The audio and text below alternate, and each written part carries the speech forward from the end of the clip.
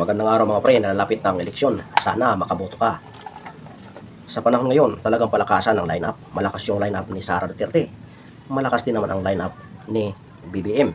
May mga independente tayo. Pero naguguluhan ka kung sino ang iboboto mo. Dahil nga may mga bahid na korupsyon. Bahid ng sariling interes. Pang sariling interes. Mayroon namang sunod sa Agos. Pero sana mga pre, hindi ka isa sa mga sunod sa Agos. Dapat tingnan natin kung sino talaga yung makakatulong sa bansa natin. Ngayon, magpapakilala muna ako kung sino ako. Ako nga pala si Lot de la Cruz Orio. Isa po akong mamamayan na may paki sa ating bansa. So, pinopromote ko sa inyo ngayon ang 12 na senador na maaaring makatulong sa bayan natin, sa bansa natin. Alam naman natin na maharap sa mga sari-saring problema ang bansa. Mayroong problema sa teritoryo, so kailangan natin ng isang senador na magaling sa diplomasya. Meron man tayong problema sa pang-agrikultura, sa pagkain, so kailangan natin ng mga ekonomista at saka yung may alam sa agriculture. Mayroon din naman tayong mga problema sa mga patayan, ganyan, mga sari-saring kaso, kaya dapat ang piliin natin yung mga may alam sa batas. Ang una kong i-recommenda sa inyo ay si Francis Tolentino. Isa po siyang kasapi sa party ng PFP at nag-aral siya ng batas, master siya ng law. Yan. Hindi ko na po sasabihin mga pre kung ano yung mga kaanib nilang party, kasi baka malito lang kayo na may boto nyo yung mga kaparty nila, kasi hindi po na bumabase sa party yan, bumabase po yan sa pagkatao. Ang pangalawang may recommend ako ay si Ariel Kirubin. Isa po siyang nationalist na party at saka nag-aral siya ng defense at nakuha niya yung master in defense. Ang pangatlo ay si Jose Montemayor. Isa po siyang independente. So nag-aral din itong si Jose Montemayor ng law. Yan. Maganda po yung mga nag-aral ng law dahil yun po ay trabaho to po talaga ng isang mambatas. Dapat po yung pag senador ka, may alam ka sa law. Hindi yung magaling ka lang mag-vlog, pwede ka na magaling ka lang umarte, magaling ka lang sumuntok, magaling ka lang sumipa, pwede ka na mag-senador dahil may talent ka. Yung talent po na dapat sa senador ay yung tinitingnan niya, yung ano ba yung dapat nating gawing batas na maaaring makatulong sa ating bansa. So, ang pang-apat ay si Hedy Mendoza. Isa po siyang independente at saka nag-aral siya ng national security. So, magaling siya sa diplomasya, sa taktika, kung paano madepensa ng ating bansa. At ang panglima, meron tayong panglima si Rodante Marcolita. Si Rodante Marcolita ay isang independente at saka nag-aaral siya ng public administration. Ang sunod na i-recommend ako mga pre ay si Panfilo Lacson. Isa po siyang independente. Walang sinasapi ang kalyado. At saka nag-aral siya ng law. So magaling din sa batas ito. Marunong siya sa batas. Ang sunod mga pre, 1, 2, 3, 4, 5, 6, 7. Pang-pito, si Bonifacio Bosita. Isa po siyang independente. Magaling din siya sa security. Kaya maaring magiging useful siya pagdating sa Senado dahil pag security yung pag-uusapan, kailangan ng bansa yan ngayon. Diba? Pangwalo ay si Benhur Abalos.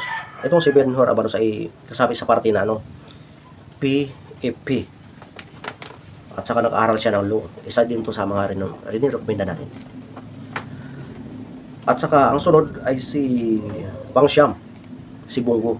Alam nyo, mga pre, si Bongo talagang kahit ako ayaw ko sa kanya yung sunod siya ng sunod kay Duterte nung panahon ni Duterte. Kaya lang, kung mapapansin mo, maganda yung performance ni Bongo pagdating sa mga health benefits, sa mga siya yung ng malasakit. Marami siyang naitulong sa bansa natin, lalong-lalo na po sa mga kabayan natin na kailangan ng tulong sa pangkalusugan. At ang pang-10 ay si Gringo Honasan. Isa po siyang Reform Philippines Party at nag-aral po siya dati ng dati po siyang Philippine military. So, ibig sabihin, dati po siyang sundalo. Iwan ko ngayon, hindi niya yata 76 na ang edad nito eh.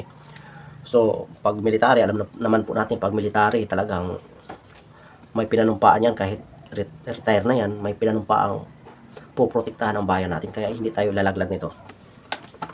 Ang pang 11 ay si pang 11 ay si Eric Martinez. Hindi ko kilala si Eric Martinez, pero maganda yung pinag-aralan niya sa business administration, at saka hindi pa natin narinig na may may problema sa, alam mo naman, kapag may baho, sumisingaw. Ito wala pa, isa siyang independente, kaya isa sa mga re-recommend ko si Eric Martinez.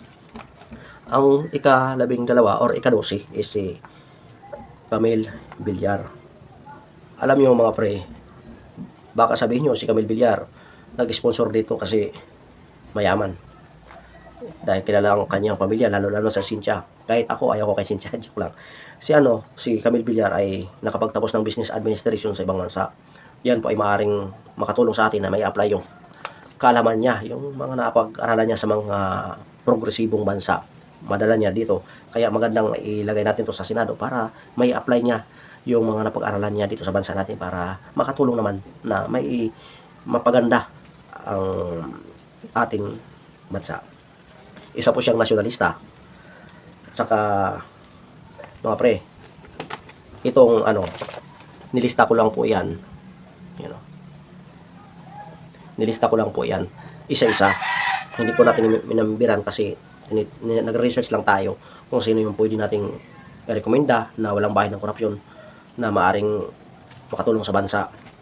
Yung na-erase ko dyan, baka itanong nyo, mahirap kasi kung sabihin ko pa, pero ayan mga pre, sana nyo yung darating na eleksyon, iboto nyo yung talagang makakatulong sa bansa natin, lalong-lalo na ngayon. Alam nyo naman, maharap sa mga sari-saring problema ang bansa natin. Dapat piliin natin yung maaring makatulong na mapagaan yung buhay ng bawat Pilipino.